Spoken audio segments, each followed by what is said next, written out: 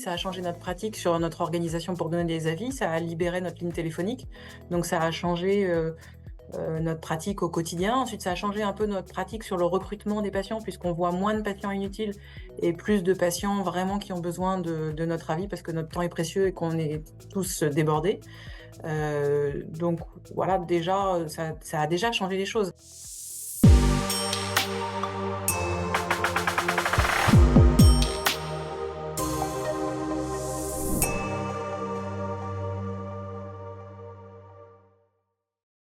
Bienvenue à ce webinaire sur la télexpertise en hématologie que j'ai le plaisir d'animer aux côtés de Dr Sado et de Dr Duclos, que je vais présenter d'ici quelques minutes. Merci à tous de vous être inscrits et de prendre le temps d'être là ce soir, pour ceux qui vont arriver aussi. Parmi les inscrits, on a des hématologues d'établissements vraiment de toute la France.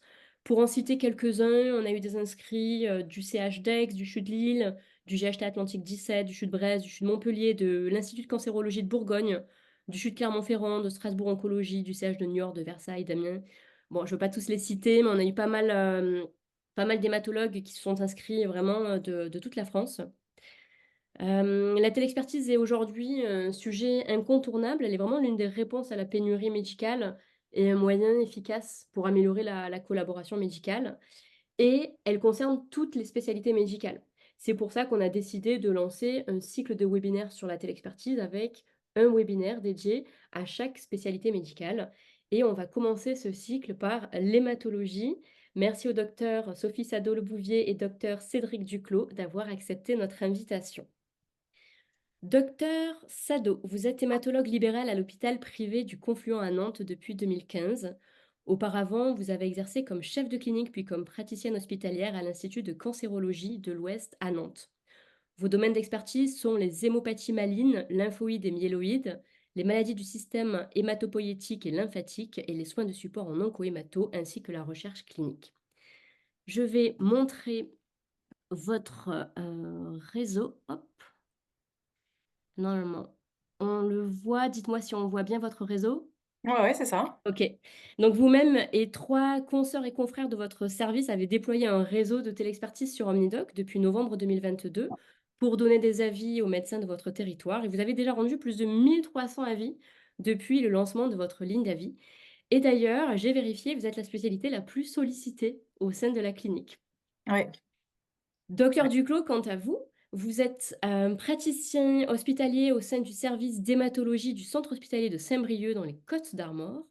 Avec les 5 consoeurs et confrères de votre service, vous avez déployé un réseau de télexpertise sur OmniDoc depuis février 2023 pour donner des avis aux médecins de votre territoire sur des anomalies biologiques, hématologiques et sur syndrome tumoral avec suspicion de maladie hématologique. Vous avez déjà rendu plus de 550 avis depuis le lancement de votre ligne d'avis et l'hématologie fait partie des 5 spécialités les plus sollicitées au sein du réseau d'expertise du GHT d'Armor. Donc je montre, vous voyez là, ici on a le réseau du GHT d'Armor, hématologie Saint-Brieuc. Donc je vous le montre rapidement pour que tout le monde puisse avoir un petit peu un aperçu de ce à quoi ça ressemble. Et je remontre du coup le réseau de l'hôpital privé du Confluent, en tout cas en hématologie, puisqu'il y a d'autres spécialités qui sont disponibles. Merci à tous les 2 d'avoir accepté de partager votre retour d'expérience sur votre pratique de la télexpertise. Je vais arrêter mon partage d'écran. Et donc on va aborder plusieurs sujets ce soir. Comment cela marche au quotidien? Comment est-ce que vous avez choisi de vous organiser au sein de votre service? Et bien d'autres sujets. Mais avant d'entrer justement, dans le cœur du sujet, il nous semble important de vous rappeler quelques éléments essentiels de la télexpertise pour qu'on sache bien de quoi on parle. La télexpertise, c'est lorsqu'un professionnel de santé requérant va solliciter un professionnel de santé requis pour lui demander un avis médical sur un patient.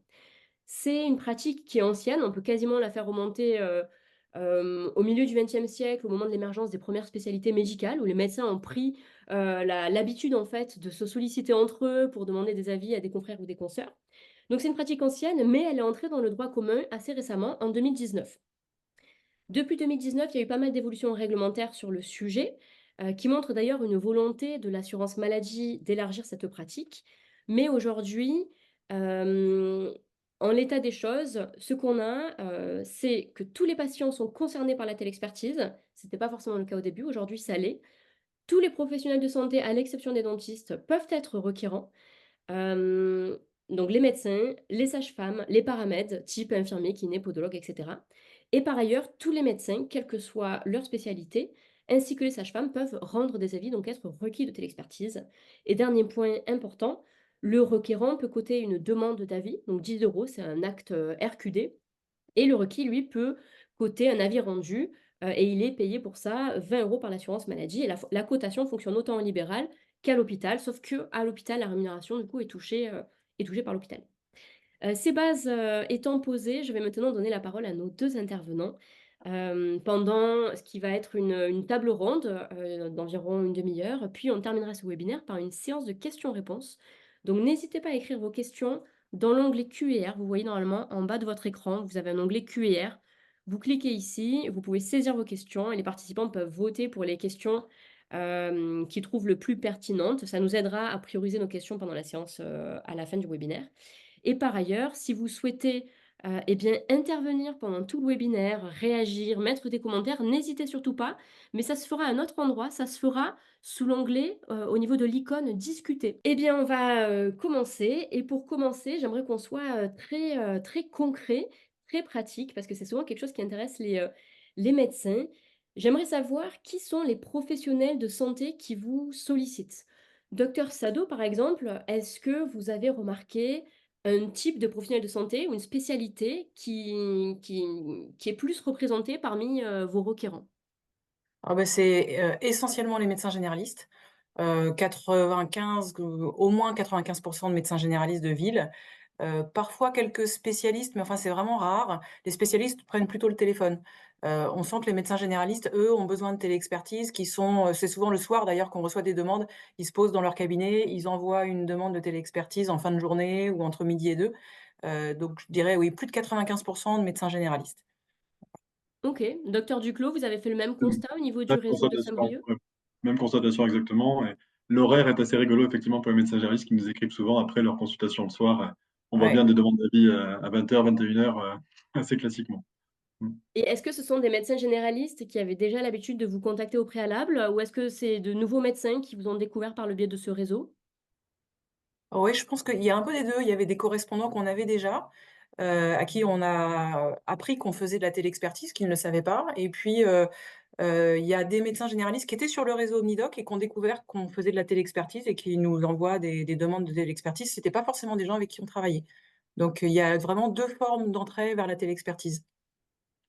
Exactement la même constatation, hein, c'était, tout à fait comme ça. On a communiqué via nos courriers avec nos correspondants habituels. On a mis une petite phrase à la fin comme quoi ça y est, on pouvait participer à Omnidoc et ceux qui connaissaient déjà Omnidoc, puisque c'est déjà en place à Saint-Brieuc sur plusieurs spécialités, la dermato qui fonctionne très bien d'ailleurs avec Omnidoc, heu, qui nous a aidés d'ailleurs à mettre en place, on en parlera après.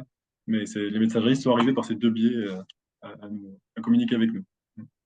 OK, et est-ce que vous avez identifié un bassin géographique, des requérants? Est-ce que ce sont des requérants qui vous sollicitent depuis la France entière ou est-ce que c'est plutôt, localisé dans votre, bassin d'implantation? Non, non, c'est localisé. C'est localisé, c'est notre réseau habituel de médecins généralistes avec qui on travaille habituellement. J'ai pas eu l'occasion d'avoir des demandes, éloignées. Donc Ouais, là, moi ça c'est tombe. ouais, c'est pareil, c'est essentiellement le bassin, nantais pour nous. Au début de notre installation sur Omnidoc, il y avait des gens qui, pouvaient faire des demandes de téléexpertise un peu plus loin en Bretagne, mais c'est parce qu'ils avaient pas de je pense de correspondants, locaux. Maintenant, il y a Saint-Nazaire, il y a Vannes qui proposent aussi de la téléexpertise, donc on reste globalement attaché aux gens avec qui on travaille déjà, ou à qui on peut adresser des patients physiquement, en fait. Donc ça reste quand même, un service de proximité, hein. Oui, c'est ça. C'est, j'imagine qu'il y a aussi la raison de la enfin, il faut qu'il derrière, il puisse y avoir une prise en charge possible et on va pas faire traverser la Ouais. France pour recevoir un patient, Et OK. d'ailleurs, sur la spécificité briochine, on a des hématologues qui rayonnent sur plusieurs centres autour, Lannion, Paimpol, Guingamp et par contre, les demandes Omnidoc sont gérées par Saint-Brieuc et donc on Mmh. redirige quand on voit que les patients habitent, à proximité de tel ou tel centre où les hématos se déplacent pour les consultations avancées, on redirige, vers les consultations adaptées. Et puis il y a aussi la possibilité de définir, le périmètre, sur lequel Ouais. vous enfin de requérants à qui vous souhaitez répondre des avis. On en parlera un petit peu plus tard, mais en tout cas, ça c'est des choses sur lesquelles, vous avez la main quoi, que vous pouvez décider, de restreindre, ou d'étendre. Hem Pour vraiment bien comprendre aussi, concrètement, ce que représente la télexpertise en hématologie, est-ce que vous pourriez nous dire, docteur Duclos, pourquoi est-ce qu'on vous sollicite en général? Est-ce que vous avez identifié des tendances, dans les demandes qui vous sont adressées par les requérants? Oui, alors c'est du très classique, hein, c'est des demandes de cytopénie, anémie en particulier, d'histoire de pic monoclonal, ou de lymphocytose, c'est du très classique en hémato.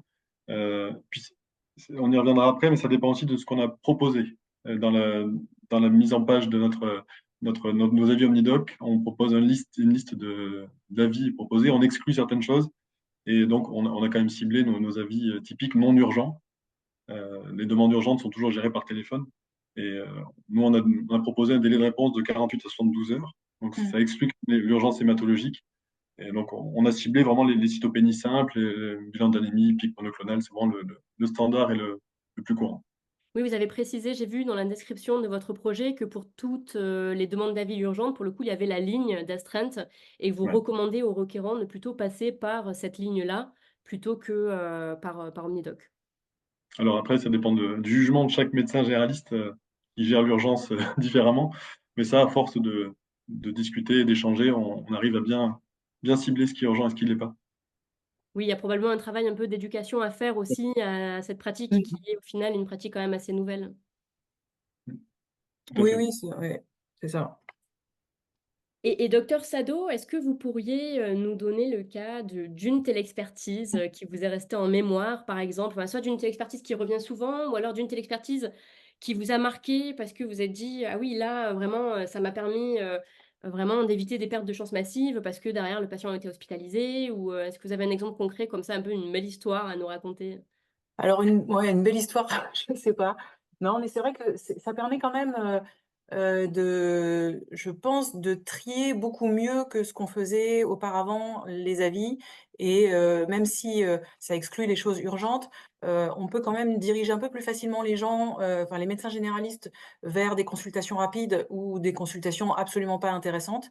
Et par exemple, si on prend, tout ce qui est gammapathie, les anomalies de l'électrophorèse, on a énormément de demandes sur ces anomalies-là et ça peut aller de quelque chose de complètement bénin qui ne nécessite pas de consultation à des choses qui nécessitent qu'on voit les patients rapidement et ça peut être un motif de rendez-vous dans les 48 heures, donc j'ai pas un exemple précis en tête, mais c'est vrai que sur ce genre d'anomalie, de l'électrophorèse, c'est quelque chose qui est vraiment fréquent.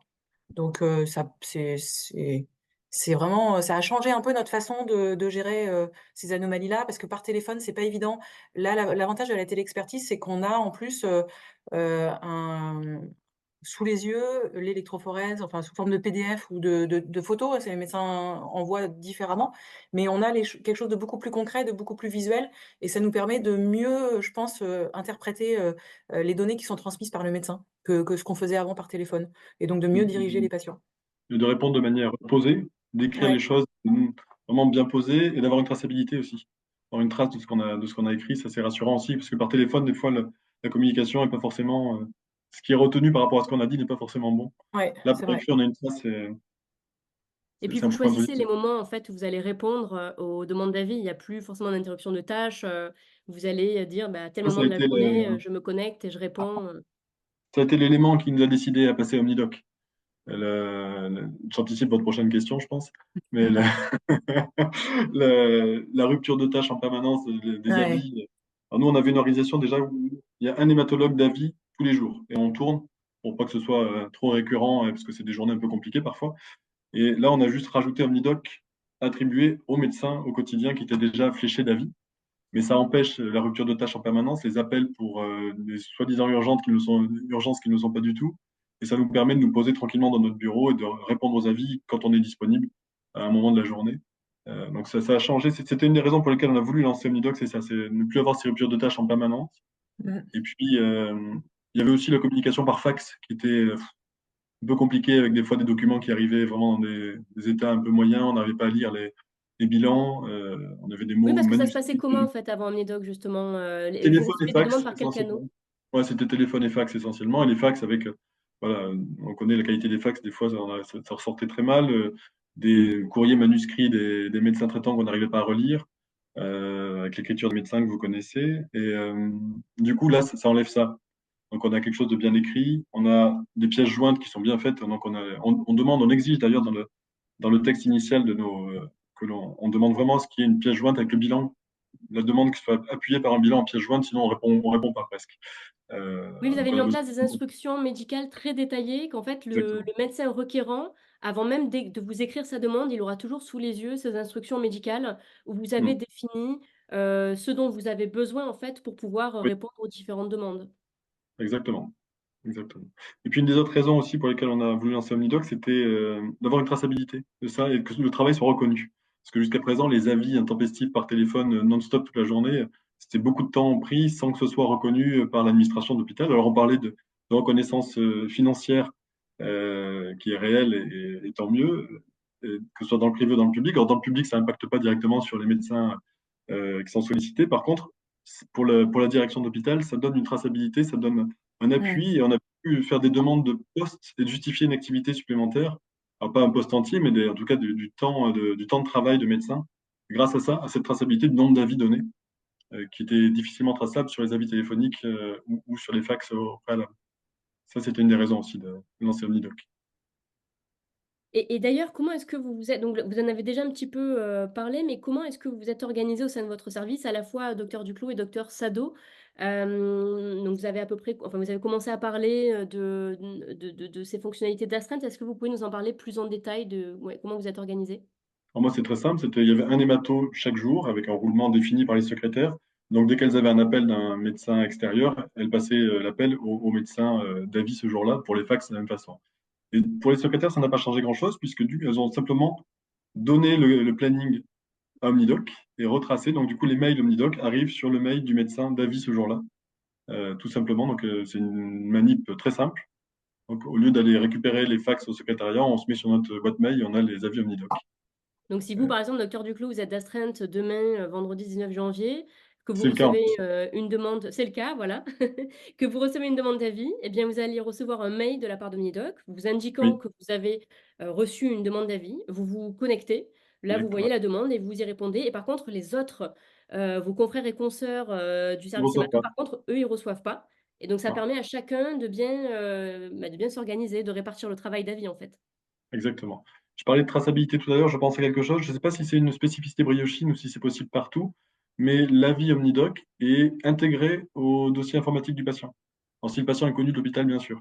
Pour un patient connu, mais pas forcément en hémato, un connu de l'hôpital, l'avis OmniDoc est tracé Oui, sur Oui, notre alors, logiciel. ouais. Mm. En fait, on a une intégration avec, tout le circuit administratif qui fait que effectivement le compte rendu, va toujours aller dans le dossier du patient. C'est la même chose pour la facturation. On cherche vraiment à être, intégré avec le circuit administratif. Ce qui fait que quand on reçoit le patient en consultation, quelques jours ou quelques semaines ou quelques mois après, on a la traçabilité de l'avis qui avait été donné avant. Et vous, docteur Duclos, comment est-ce que vous avez choisi de vous organiser avec, pardon, docteur Sado? Alors nous, on est 4 et en fait, on a des semaines d'astreinte, donc c'était pas possible de faire une semaine d'avis complète. Donc en fait, on a un jour donné chacun. Moi, c'est tous les mercredis. Donc du lundi au jeudi, on a chacun notre jour. Le vendredi, c'est celui qui fait le week-end, qui prend les avis OmniDoc. Comme ça, s'il a pas le temps d'y répondre le vendredi, il se pose tranquillement le samedi pour les faire. Voilà, chacun son jour. Et on a donc des demandes qui arrivent pour tout notre réseau d'hématologie, nous 4. Et puis on a aussi des demandes spécifiques. On peut avoir donc des demandes qui sont adressées à l'ensemble du groupe ou à un praticien donné, parce qu'on a parfois des correspondants avec qui on travaille depuis longtemps, donc ils vont adresser à un hématologue en particulier, ou parce que le patient est déjà suivi par un de nous 4. Donc dans ces cas-là, c'est une demande spécifique qui nous est faite en dehors de notre jour d'astreinte OmniDoc. Donc on peut être amené à y répondre tout au long de la semaine, mais avec plus d'avis un jour donné dans la semaine. Mmh. J'ai vu, docteur Duclos, que vous aviez également mis en place le même système et il me semble que, les requérants peuvent également choisir un Oui, médecin au sein du service s'ils le souhaitent ou alors adresser la demande à l'ensemble du service de manière indifférenciée. Dans ce cas-là, c'est ce fameux système d'astreinte que vous avez mis en place qui va, prévaloir, exactement. c'est bien ça? Exactement. Ouais, ouais. Et des fois, on se rend compte que le patient, en reprenant le dossier, des fois, le changement de médecin généraliste, ça arrive aussi.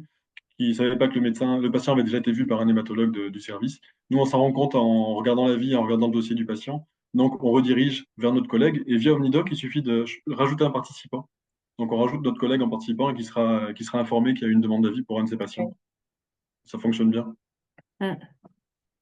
Et j'ai vu également, docteur Duclos, qu'au sein de votre ligne d'avis, vous avez mis en place un questionnaire, justement, demandant au requérant si le patient est déjà suivi, Oui, et si oui, par quel, médecin au sein du service, c'est bien ça? c'est ça, exactement. Exactement. Donc, alors c'est quand même, dans ce cas-là, on regarde quand même l'avis, même si c'est pas dirigé vers nous, que ça tombe sur notre journée, on regarde quand même l'avis. Si c'est pas urgent, on redirige vers notre collègue et qui répondra quand il aura le temps. Voilà. Si c'est urgent, on y répond le jour même. Hem, Docteur Sado, vous recevez, vous, en moyenne, une vingtaine de demandes d'avis par semaine, pas vous personnellement, mais en tout cas, Oui, mmh. avec vos consoeurs et confrères. Donc c'est beaucoup. Donc vous avez dit un petit peu comment vous avez, cherché à vous organiser, mais comment est-ce que, vous gérez notamment vos congés et vos périodes de surmenage, s'il y en a? Alors pour les congés, on a une option sur OmniDoc où on peut mettre qu'on est absent. Il y a un petit message comme sur la messagerie Outlook là, donc on met un petit message, «Je suis absent de telle date à telle date» et ça bascule sur les confrères et consoeurs, pendant cette période d'absence, donc c'est complètement transparent pour le médecin, pour le requérant en fait. Il voit qu'on est absent, donc il attend pas pendant une semaine qu'on lui réponde si on n'est pas là. Et puis, quand on a vraiment beaucoup d'avis, alors c'est vrai qu'il y a des jours où on a l'impression qu'il y a des jours où les médecins font plus d'avis que d'autres. Le lundi, par exemple, c'est une grosse journée. Le vendredi aussi, parce que tout le monde se précipite pour demander des avis. Alors si on a 6, 7, 8 demandes par jour qui tombent, nous on les traite à la fin de notre consultation, à la fin de la journée. Dans ces cas-là, on va donner un coup de main, mais ça on en parle entre nous parce qu'en fait on reçoit, tous les 4 la notification comme quoi il y a un avis, même si on n'est pas d'avis. Donc si on voit qu'il y en a beaucoup, on donne un petit coup de main, on va voir si, s'il y a pas besoin de se répartir. On essaye de respecter les jours, mais c'est assez souple, hein. On peut, tout à fait dire si on voit que quelqu'un est débordé, aller voir le collègue, on est tous au même endroit donc on s'entraide. On essaye de pas laisser quelqu'un avec 10 avis à répondre, le soir même. Et est-ce que vous pensez que le fait d'être passé par Omnidoc au final et d'avoir mis en place, toute cette organisation en interne, d'avoir un canal qui est dédié, qui vous permet de centraliser toutes les demandes, est-ce que vous pensez que ça vous a permis de gagner du temps sur votre activité d'échange d'avis? Parce que vous l'avez dit, en fait, vous avez toujours reçu des demandes d'avis. C'est-à-dire que c'est pas forcément Omnidoc, hein, qui a créé de nouvelles demandes. Mmh. Est-ce qu'en tout cas, en utilisant Omnidoc, aujourd'hui, vous pensez que ça vous a fait gagner un petit peu de temps? Ah oui, énormément de temps, sur les appels téléphoniques. Effectivement, ce que disait Cédric tout à l'heure, c'est qu'en fait, avant, c'était des appels téléphoniques. Les avis, c'était pas par mail, hein, on recevait pas d'avis par mail. Le problème, c'est que quand on est en consultation toute la journée, on n'a pas le temps de décrocher son téléphone au moment où le médecin requérant appelle. Donc nous, on les rappelait toujours le soir entre 18h, 19h, parfois au-delà de 19h. Les secrétariats du médecin traitant, du médecin généraliste étaient fermés, c'était pas forcément le moment de le rappeler, il pouvait être avec un patient. Donc ça complexifiait un petit peu la communication. Tout le monde perdait du temps et le requérant et nous finalement parce on n'arrivait pas à être disponible au même moment. Donc ça a beaucoup simplifié les choses. Plutôt que d'attendre 10 minutes au standard d'un médecin généraliste, on envoie un mail et c'est réglé et de la même manière, eux gagnent du temps puisqu'en fait, ils ont pas à passer par notre secrétariat, à attendre que la secrétaire décroche, à attendre qu'éventuellement nous derrière on décroche. Donc on tout le monde gagne du temps, hein, ça c'est certain. Ouais. Puis il y a ce gain de temps et puis il y a cette meilleure organisation. Ça nous permet de décider à quel moment on se pose devant notre ordi pour prendre Mmh. du temps pour répondre à ses avis, sans qu'il y ait de rupture de tâches avant dans la journée. Donc, voilà, ça c'est un vrai confort. Et je sais pas comment vous avez fonctionné, mais nous on a dit qu'on sur les demandes en urgence, on se donnait un délai de 48 à Ouais, 72 heures pour répondre, c'est ce ça. qui laisse une petite marge de manœuvre. On dit si jamais le soir on n'a pas fini de répondre à tout, on peut faire ça le lendemain ou le surlendemain, même si on n'est plus d'avis omnidoc. Et ça permet de répartir son travail et de s'organiser beaucoup mieux. Il y a un gain de temps, effectivement, comme vous le disiez, mais il y a aussi une meilleure organisation. Oui, c'est vrai qu'alors nous, au début, on n'avait pas beaucoup d'avis, alors on répondait tout de suite, c'était un peu Ouais, l'excitation de la découverte. Puis on s'est dit qu'il fallait pas donner, aux médecins, requérants de mauvaises habitudes, et l'habitude de répondre dans le quart d'heure, ça va pas du tout. Donc maintenant, on laisse toujours passer la demi-journée ou la journée pour répondre posément, ouais, plutôt le soir, en fait. ouais, on D'ailleurs, fait j'ai pareil. regardé un peu en amont, effectivement, hein, vous rendez, que ce soit au CH de Saint-Brieuc, au Confluent, en quelques heures. Enfin, ça va de la demi-journée à la journée, mais vous rendez les avis quand même assez rapidement. En sachant que ce qui est important de savoir, c'est que, ces délais, c'est vous qui les fixez, Oui. à votre gré. Personne ne vous impose quoi que ce soit. C'est vous qui définissez vraiment la totalité de votre projet médical. Hem que ce soit le délai avec lequel vous engagez, vous souhaitez répondre, mais également ce dont vous parliez plus tôt, docteur Duclos, en gros les pathologies ou les cas pour lesquels vous souhaitez vous exprimer. Et d'ailleurs, dans un cas comme dans l'autre, j'ai vu que ce soit, à Confluent ou CH vous avez, vraiment mis donc les pathologies sur lesquelles vous souhaitez donner des avis et aussi ce sur quoi vous ne souhaitez pas vous exprimer. C'est quand même assez clair Ouais, et heu et très par détaillé. exemple, on a dit qu'on ne répondrait pas aux anémies par carence partielle. Voilà, point. Ça, on veut pas en parler. Ouais, donc c'est vraiment vous qui avez défini, 100 votre projet médical. Ouais. Ce qui m'a aussi, marqué, c'est, ça cette fois-ci, c'est vous, docteur Sado, au sein du Confluent. Vous avez vraiment bien précisé que vous ne souhaitez donner des avis qu'aux médecins de Loire-Atlantique, du bassin nantais. Ça, c'est précisé à la fois au niveau du projet médical, puis des instructions médicales quand le requérant Ouais. va saisir sa télexpertise. Donc vous avez vraiment cadré le projet à votre image et selon vos souhaits. Bah, oui, oui, je pense qu'effectivement, c'est alors il y a des dérapages, hein, on en avait déjà discuté. C'est vrai que il y a certains médecins requérants qui regardent très rapidement parce qu'ils font pas attention, probablement qu'ils prennent pas le temps de lire correctement les choses. Mais dans ces cas-là, on a la possibilité de les rediriger derrière. Ça nous prend 30 secondes, on lit, on voit que, ah oui, c'est une anémie ferriprive. On avait pourtant précisé qu'on voulait pas d'anémie ferriprive, ils ont pas fait attention. On leur dit: «Bah non, allez voir, allez demander un avis auprès d'un gastro-entérologue, d'un gynéco et on peut rejeter en fait la télexpertise. Donc dans ces cas-là, il y a pas de facturation, il y a pas de voilà, on s'implique pas dans la télexpertise.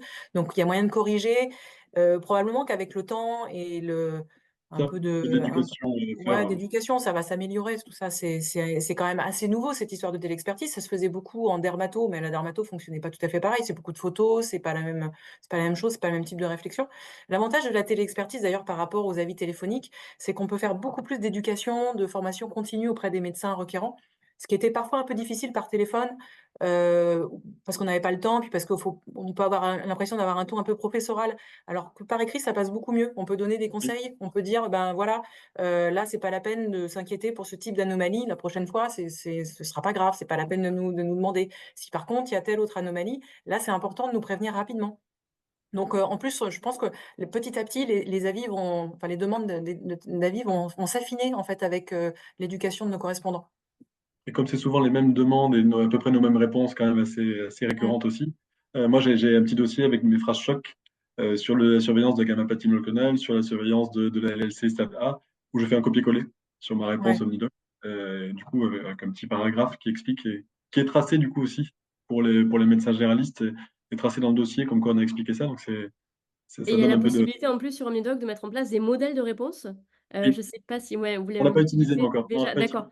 Alors vous pouvez les mettre en place, que ce soit à l'échelle, de votre, service. Par exemple, si vous dites, avec vos confrères consoeurs hémato, ben, on s'accorde sur des modèles de réponse. On a un peu identifié qu'il y avait par exemple, je sais pas, 3 grands cas où en fait on peut faire une réponse un peu, canonique. Donc là, vous la configurez à l'échelle de, eh bien, de votre ligne d'avis. Mais vous pouvez aussi, vous-même vous faire des propres modes, enfin des modèles d'avis, un peu plus individuel, pour X ou Y raison. Donc ça, c'est une des possibilités et je voulais rebondir sur ce que vous disiez au préalable, sur le fait que, voilà, il y a un travail d'éducation à faire auprès des médecins. Mais quand on en discutait un peu plus tôt, vous me disiez que vous voyez déjà que ce travail est en train de porter ses fruits et que les fameuses erreurs d'aiguillage qui avaient pu faire certains médecins requérants, eh bien, ils les font de moins en moins. Donc ça, c'est un premier signe hyper positif et la question que je voulais vous poser, c'est est-ce que les requérants jouent le jeu? Est-ce que vous avez des retours positifs de la part des requérants qui sont donc essentiellement les médecins généralistes? Oui, oui, Ah oui, bah, il y a toujours un petit merci, merci de votre aide. Enfin, en plus, ça fonctionne, c'est vraiment une messagerie, donc on peut reposer une question au médecin généraliste, il nous manque, certaines informations, il nous répond, il peut nous donner des nouvelles du patient. Donc on a des retours et c'est vraiment très agréable ce mode de communication. C'est pas juste, on a une question et on donne une réponse. Il y a parfois un dialogue qui s'installe, sur un dossier. Donc c'est et je pense que les médecins généralistes en sont très contents, pour en avoir vu certains en FMC, maintenant qu'ils l'utilisent et ils sont ravis, ouais. Et vous avez ouais. dû voir augmenter beaucoup votre nombre de médecins généralistes inscrits sur OmniDoc, j'imagine? Parce qu'on a vu, Oui, nous, oui, ça a on a en moyenne explosé. 700 médecins qui s'inscrivent par semaine et on a là, quelque chose comme 29 000 médecins généralistes Ouais. Donc ouais, c'est sûr qu'on en a pas mal. Un point aussi qu'aiment beaucoup les médecins généralistes, ils nous disent ils le voient comme une sorte de formation parce qu'en fait, vous allez les former à l'hématologie et puis dans chaque spécialité, ça va être la même chose et petit à petit, ils montent en compétences sur les différents sujets et ça leur permet d'ailleurs de prendre en charge, certains cas. Et Parfois, je ne sais pas si vous le faites, vous ce leur que dites: «Bah, j'allais voilà dire, le c'est protocole que tu que peux lui». on leur passe la main assez facilement. Et moi, alors c'est pas quantifiable, mais j'ai l'impression qu'on a écarté certaines consultations inutiles. Oui, je suis complètement d'accord. Ouais, Ouais. ouais, ouais. On comprenait parce que le médecin généraliste, on sentait qu'il n'était pas à l'aise et on se dit, bon, on va le voir quand même en consultation pour faire un courrier pour dire qu'il faut juste surveiller. Mais en fait, ça, on le fait via Omnidoc et du coup, ça fait des consultations en moins. Et, Oui, et ça a changé, probablement que c'est ça, ça a changé aussi un peu, nos types de consultations. On n'a plus autant de consultations inutiles, et on cible mieux, nous, ce qu'on sélectionne et les médecins généralistes, ciblent mieux aussi les patients qu'ils nous envoient, ça c'est certain. Alors, il y a un autre intérêt, que nous font remonter, d'autres spécialistes, une dermatologue avec qui je discutais, je ne sais pas si c'est la même chose en hémato. Elle me disait qu'elle, du coup, elle voyait des cas super intéressants, qui lui étaient remontés. Bon, après vous, elle, pour le coup, elle était en libéral, donc j'imagine qu'aussi à l'hôpital, vous voyez forcément des cas, toujours très intéressants. Mais est-ce que vous, du coup, ça vous permet de voir, des choses un peu différentes de d'habitude ou pas forcément en hémato? Non, moi je dirais pas que c'est des choses différentes. C'est plus sélectionné, mais je pense pas que ce soit différent, non. J'ai je pas eu le pense pas non sentiment. plus. Bon.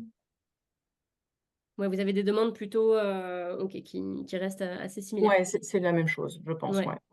Et d'ailleurs, est-ce que vous avez réussi ou est-ce que vous avez déjà tenté l'exercice, de distinguer, un peu la typologie des demandes qu'on vous faites? Est-ce que vous pourriez dire, par exemple: «Eh bien, j'ai, un quart de demande, c'est, tel pathos, un quart de demande, c'est ça», Est-ce que c'est des choses que vous arrivez un peu à concevoir ou est-ce qu'il y a Non, des tendances qui se dégagent, les tendances, c'est un peu pifométrique. On n'a pas quantifié, on n'a pas notifié tout ce qu'on recevait comme avis et comme demande, mais non, globalement, c'est ce qu'on disait, hein, c'est les gamma-pathie monoclonales, c'est l'anémie, c'est les cytopénies quelconques, c'est très vaste, et puis ça amène sur tellement de pathologies.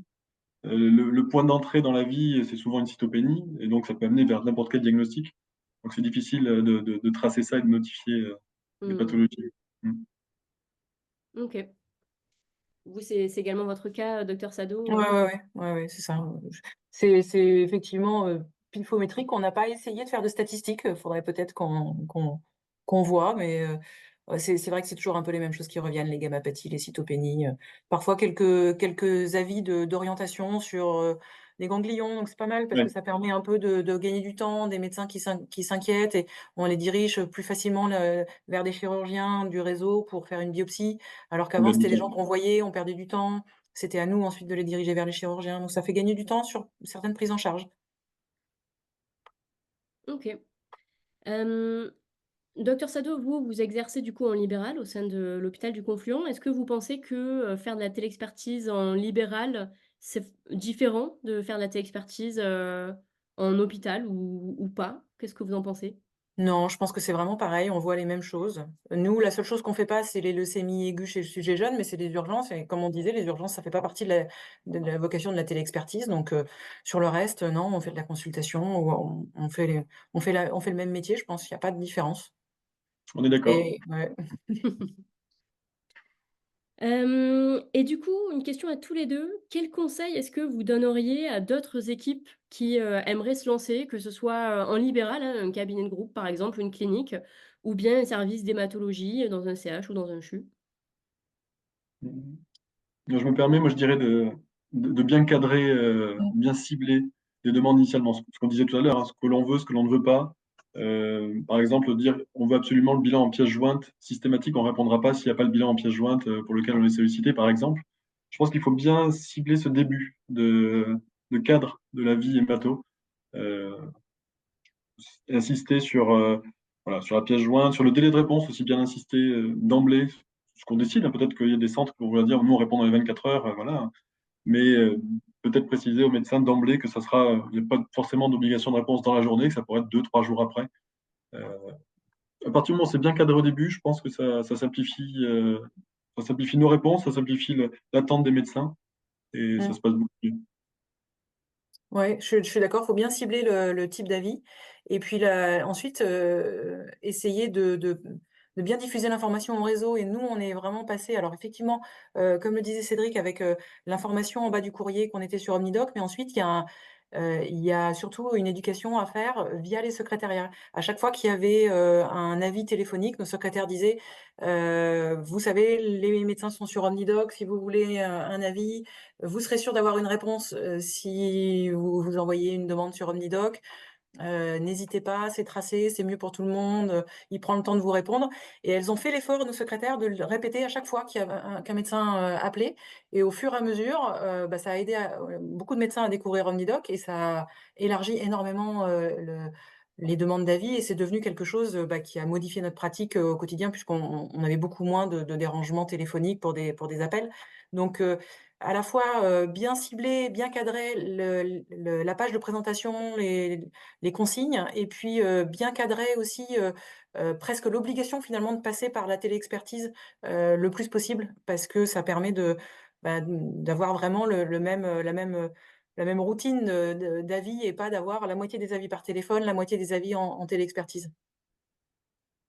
Les secrétaires en tirent un bénéfice d'ailleurs. Ouais, complètement. Mmh.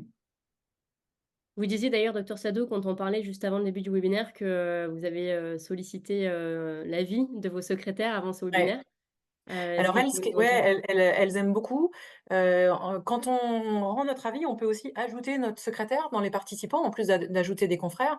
Donc la secrétaire est mise en copie, elle voit ce qu'on a dit, elle voit ce qu'on a répondu ou on a défini éventuellement, moi je rajoute ma secrétaire quand je décide de voir le patient en consultation.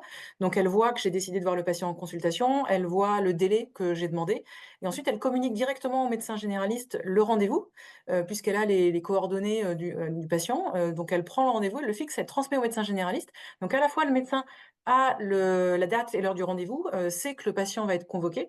Ensuite, c'est le médecin qui transmet la demande au patient. Nos secrétaires ne perdent plus de temps à essayer de joindre les malades, pour fixer le rendez-vous, donc c'est un gain de temps énorme pour elles et ensuite elles ont juste à vérifier que le PDF est bien intégré dans le dossier du patient pour le jour où on le verra en consultation.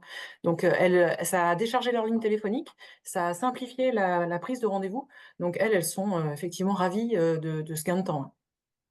Et d'ailleurs, il y a un sujet, qu'on n'a pas forcément abordé, mais qui peut intéresser, et bien tous les médecins qui nous regardent et notamment je pense aux hospitaliers. On peut souvent avoir la crainte de passer sur un nouvel outil. On se dit: «Est-ce que ça va être compliqué à appréhender, à mettre en place, faire changer les usages?» Alors vous avez déjà parlé de comment est-ce que vous avez fait en sorte de demander à tous les requérants de passer par OmniDoc. Mais côté, docteur Sado, que ce soit, au sein de votre service ou même docteur Duclos, comment s'est passée la mise en place en fait d'OmniDoc au sein du service? Et l'accompagnement, d'OmniDoc aussi, enfin, est-ce que vous pouvez nous en parler, Ça s'est fait de manière extrêmement simple, parce que là vraiment le côté logistique, extrêmement simple, hein. C'est une messagerie, on a l'habitude d'utiliser comme nos mails, au quotidien. Donc c'était extrêmement simple, ça s'est fait d'ailleurs en visio. On s'est servi quand même de l'expérience, surtout pour se lancer, on s'est servi de l'expérience de collègues d'autres spécialités au CH qui avaient déjà, utilisé Omnidoc, surtout les dermatos, qui utilisaient depuis un petit moment et de manière vraiment importante. Donc on est allé les solliciter un petit peu, demander leur avis, ils sont venus nous en parler dans le service sur une réunion pour nous motiver à le faire. Mais après, la mise en place a été d'une simplicité. Voilà. Il a fallu un peu de logistique avec le secrétariat pour bien coordonner par rapport à nos plannings d'avis. Mais mis à part ça, c'était fluide. Ouais, nous c'est pareil, c'était par, une démonstration comme ça en visio pour nos secrétaires, pour nous, et puis ça a suffi. C'était pas le plus compliqué était la facturation, parce que c'est des patients qui sont souvent inconnus de l'établissement, donc il y a une petite, difficulté de facturation. Il faut récupérer le numéro, de carte vitale. Parfois, ça manque dans ce qui est incrémenté par le médecin requérant. Donc il y a un circuit à vérifier, à mettre en place en termes de facturation, voilà, ou avec l'hôpital ou la clinique, mais c'est la seule chose, à laquelle il faut faire attention. Si le reste est vraiment, mmh mh. très, très simple. Oui, l'idée, c'est vraiment de faire en sorte que les médecins se concentrent sur leur expertise médicale, le médecin requis. Donc normalement, les infos du patient, en fait, et les infos administratives du patient, c'est le requérant qui les donne. Quand il va, créer une telle expertise, c'est la première chose qu'il fait. Normalement, il doit mettre le numéro de sécurité sociale et cetera, pour Ouais. faciliter derrière, tout le processus de facturation. Mais donc vous, en tant que requis, vous occupez pas de ça. Vous occupez pas non plus de la prise de rendez-vous, comme vous le disiez, vous pouvez déléguer ça à votre secrétariat. Et vous occupez pas non plus de la cotation, des actes. Vous pouvez déléguer ça au secrétariat quand vous êtes en libéral ou au service des admissions, du coup, quand vous êtes à l'hôpital. L'idée, c'était vraiment que les médecins puissent se focaliser sur, eh bien, sur leur valeur ajoutée, en fait, hein. Donc, vous connectez, vous voyez le dossier, vous répondez, vous terminez la télexpertise et puis c'est bon. Parce qu'on sait que voilà, le temps du médecin est précieux.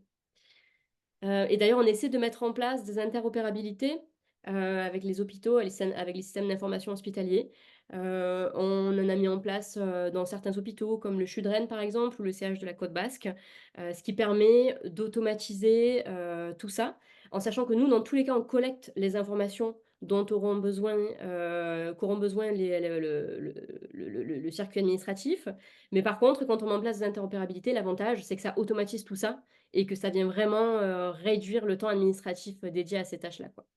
Donc c'est un travail aussi qu'on est en train de mettre en place, et qui avance progressivement. Une dernière peut-être, question, une dernière question avant de conclure, et avant de passer à la séance de questions-réponses. Vaste question. Est-ce que vous pensez que la télexpertise, a contribué à changer votre pratique, ou que ça va, progressivement vous amener à changer votre pratique et quel futur, en fait, vous voyez à la télexpertise? Bah, ça a Sophie? changé oui, notre pratique, on l'a déjà dit, ça a changé notre pratique sur notre organisation pour donner des avis, ça a libéré notre ligne téléphonique, donc ça a changé, notre pratique au quotidien. Ensuite, ça a changé un peu notre pratique sur le recrutement des patients puisqu'on voit moins de patients inutiles et plus de patients vraiment qui ont besoin de notre avis parce que notre temps est précieux et qu'on est tous débordés. Donc voilà, déjà, ça a déjà changé les choses. Après pour l'avenir, bah, il y en aura probablement encore plus, j'imagine. Pour l'instant, tous les médecins ne sont pas encore, sur Omnidoc. Il y a encore quelques réfractaires, mais je pense que ça va continuer à s'élargir. Après l'autre versant, est-ce que tous les requis vont devenir requérants? Est-ce que ça va être quelque chose de très interconnecté entre les spécialités? Je sais pas. Au sein même des établissements, par exemple? Est-ce qu'on va communiquer que, comme ça au sein d'un établissement?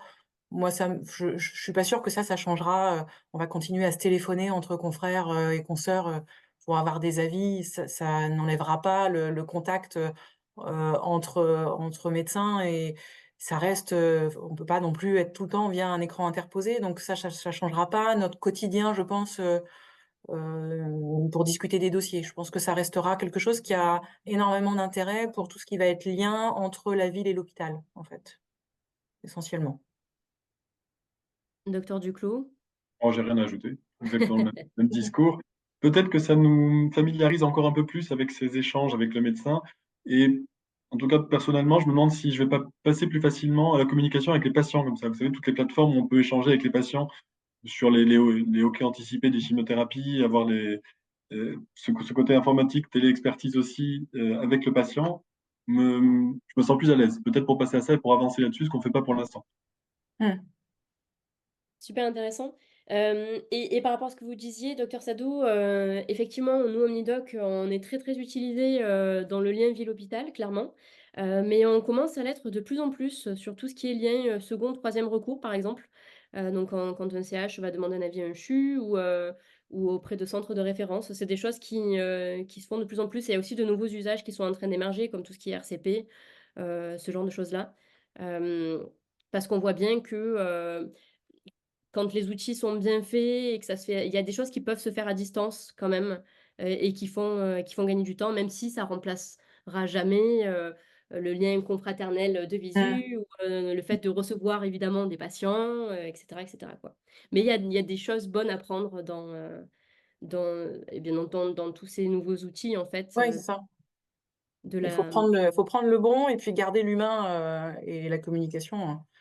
Et c'est en tout cas, c'est certain que c'est une aide précieuse et que c'est bien d'avoir, lancé cette télexpertise. Nous, on le regrette pas du tout et je pense que personne ne regrette dans ceux qui ont testé cet outil, en tout cas.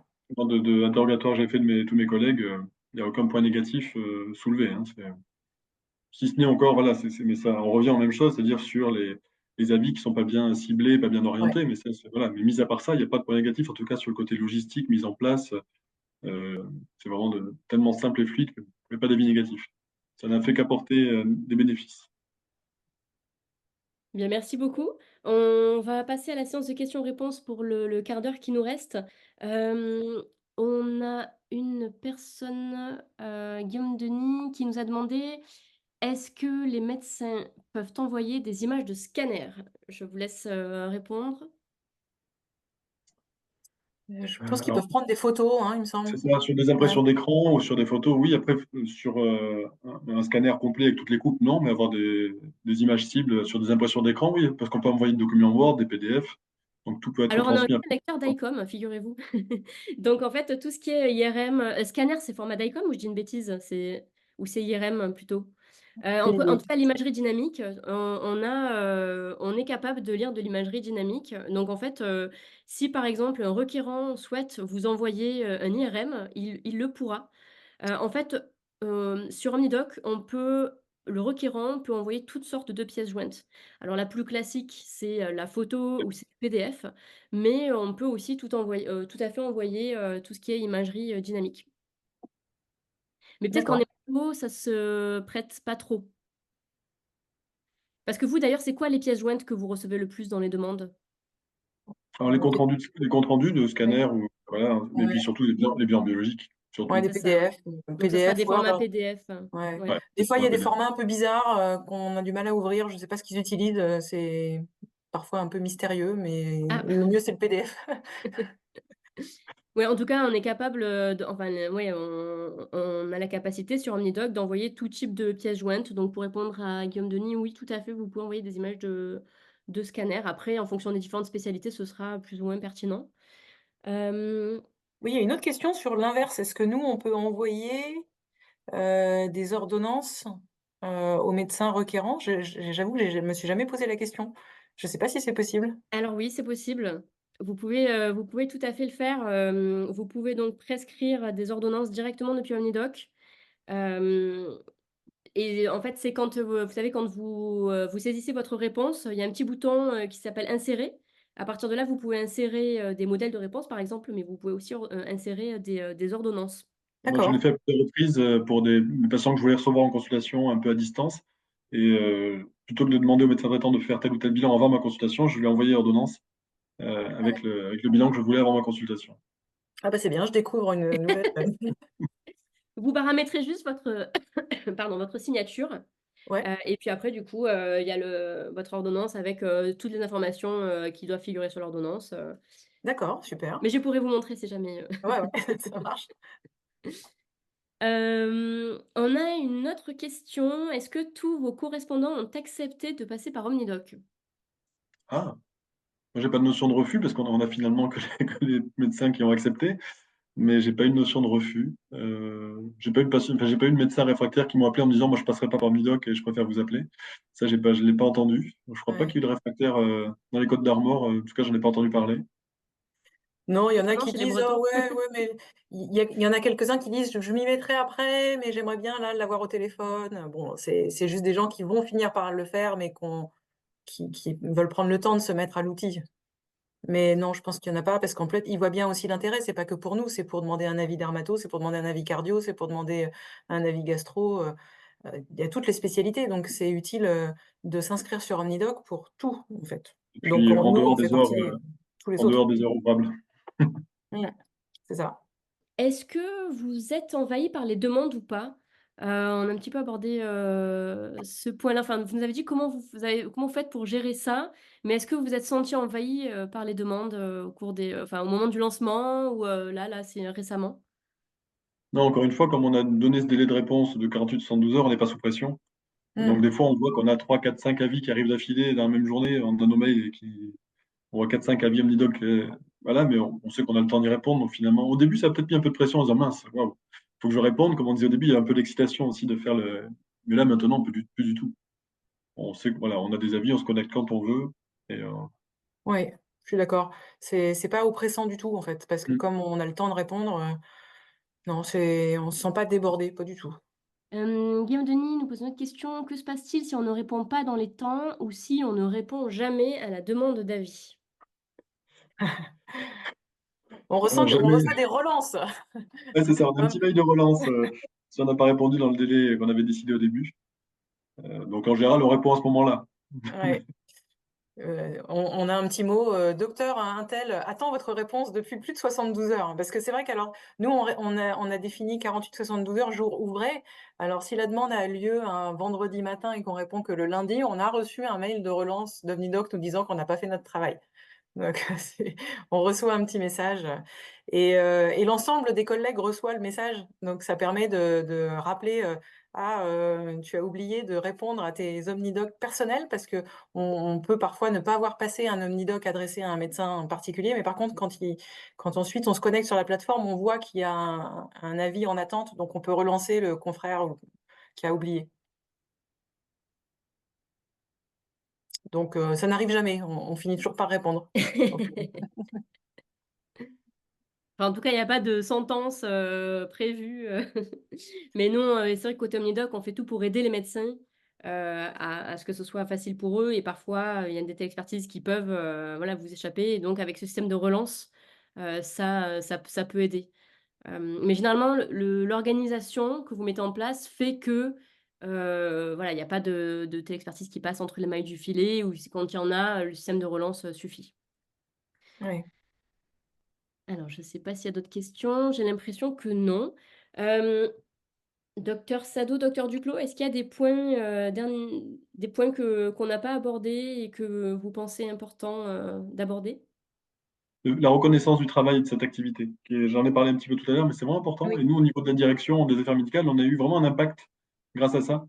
En disant: «Regardez, on a tant d'avis, ça c'est tracé, et du coup, regardez, ça nous prend tant de temps par avis à peu près, tant de temps de travail». On a pu justifier d'un besoin de médecins en plus. Alors ça fait pas un temps plein bien sûr, hein, mais ça justifie du temps de travail en plus et ça a été ça nous a permis de le faire qu'on pouvait pas faire avant avec les appels téléphoniques ou même les fax. Ah oui, et d'ailleurs, combien de temps vous avez estimé là dans votre évaluation pour votre direction sur chaque téléexpertise? Ah, je sais plus, c'est pas moi qui avais fait ça, je sais plus. Je sais plus. Je sais que ça nous a amené à, un 0,1 équivalent temps plein, D'accord. un 10. Donc, ça plus autre chose, on a réussi à cumuler un poste avec, de la recherche clinique, avec voilà. On a réussi à négocier auprès de la direction des affaires médicales, en tout cas, un 0,1 équivalent temps plein par rapport à ça. Alors, je sais plus comment ça avait été calculé par rapport, au temps pris par avis. Heu, voilà. On est arrivé au final à 0,1 équivalent temps plein. Mais c'est vrai que c'est une vraie rémunération, pour, justifier d'un poste, hein, quand on a si on calcule le nombre d'avis, ça fait pas un poste complet, mais ça fait quand même une partie du poste. Donc c'est vraiment Mmh. important et de valoriser ça au sein des hôpitaux, parce que les avis téléphoniques étaient pas du tout valorisés. Donc on passait beaucoup de temps sans aucune idée et oui, aucune valorisation de tout ça, alors que là, au moins, on a la trace, on a la rémunération, donc c'est important parce que c'est c'est du temps, donc ça doit être mis en avant. Il y avait une question là sur combien de patients vont être réellement vus en consultation physique Ah, par rapport au nombre d'avis? Alors c'est une bonne question, mais je crois qu'on n'a pas fait de statistiques non plus. Non, je sais pas répondre non plus. Heu il y a Je beaucoup vois d'avis, c'est vraiment juste des conseils, en fait, hein. ouais. C'est pas tellement des avis sur des problèmes, c'est vraiment des conseils. «Est-ce que vous pensez que je dois faire une surveillance tous les 6 mois?» «Est-ce que, je dois faire tel bilan?» Donc ça, c'est pas forcément systématiquement des demandes de consultation. Je dirais qu'il y en a peut-être quand même, ouais, 1 sur, 4 ou 5 qui finit en J'aurais consultation, ouais, j'aurais dit la ouais. même chose. Ouais, j'aurais dit la même chose. et donc le reste, vous proposez quoi? Un protocole de soins, au médecin généraliste, Des conseils ou ouais, de Conseil, une refaire des surveillance. contrôles, de bilan biologique et de nous recontacter si ça évolue, des choses comme ça? Écoutez, je pense que c'est bon. Alors on a ah oui, les échanges entre les médecins peuvent-ils être importés dans le dossier patient, quel que soit le logiciel utilisé? Oui, oui, c'est un PDF. Mmh. Parce que, à Saint-Brieuc, ça communique directement, nous, ça communique pas. Donc nos secrétaires impriment, enfin éditent un PDF qu'elles importent et qu'elles intègrent dans le dossier.